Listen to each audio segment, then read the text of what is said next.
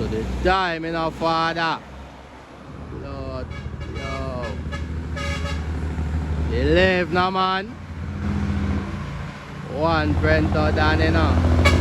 Lord, man. Go!